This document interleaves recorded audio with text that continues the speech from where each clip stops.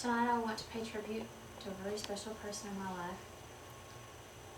Probably much to his embarrassment. It's our cameraman, Kevin, my husband, my best friend. I met him when I was just 16, married him 5 months later when I turned 17. The past November 13th marked our 10th anniversary of the day we met.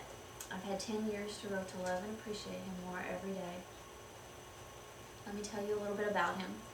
Kevin is the most easygoing guy I've ever met. He's taught me a lot about relaxing and letting go. He doesn't obsess over things the way I do, so I won't be surprised if he outlives me. He's very silly. He always makes me laugh. I don't know if he will ever grow up, but I really hope he doesn't. We've had a lot of fun and good times together. Unlike some couples, we've spent a lot of time together. In fact, we've never spent a night apart. When he was hospitalized once, I spent the night on the cement floor of the emergency room so I wouldn't have to leave him. And he was with me through childbirth. He defied the nurses who told him to go home every night that visiting hours were over, and he slept in a chair in my room. Kevin is a dedicated man. He's never left my side in good times or bad. And he's never let fear stop him from being a father. We all make mistakes parenting, but he has always swallowed his pride, always corrected his mistakes. He does his best to make sure that Jacob has enough time with him. But if he only manages to teach Jacob by example, well, I'll be a happy mom. He isn't just a good husband and father. Kevin is sweet, he's kind, and he's respectful to everyone. He would do anything to help someone who needed him. He has old-fashioned values, the ones that I hope are still alive in men somewhere for the sake of my granddaughters, if not for my own daughters. When Kevin shakes a person's hand, you know he's good for his word. His handshake is as good as any legal document. The only father that Kevin ever knew was his grandfather, and in due fashion he holds men to those wonderfully high standards.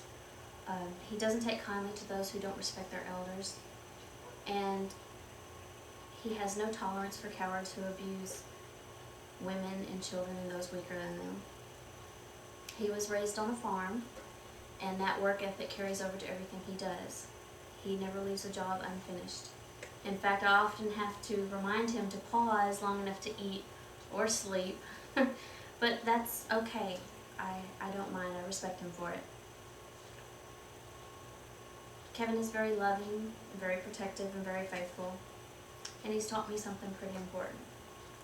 In the Bible, Ephesians 5:25 says, "Husbands, love your wives as Christ loved the church and gave himself up for her." I used to think that was impossible. But now I realize that not only is it a goal, but it's an attainable one.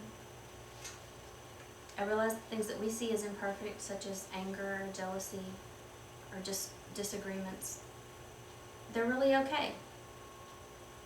God was a jealous God. No other gods before me.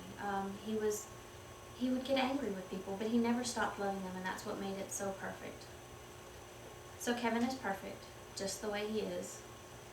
He's the type of companion that I wish for every girl, and the type of example for every young man. I've had a wonderful 10 years with Kevin, and I would do it all over again.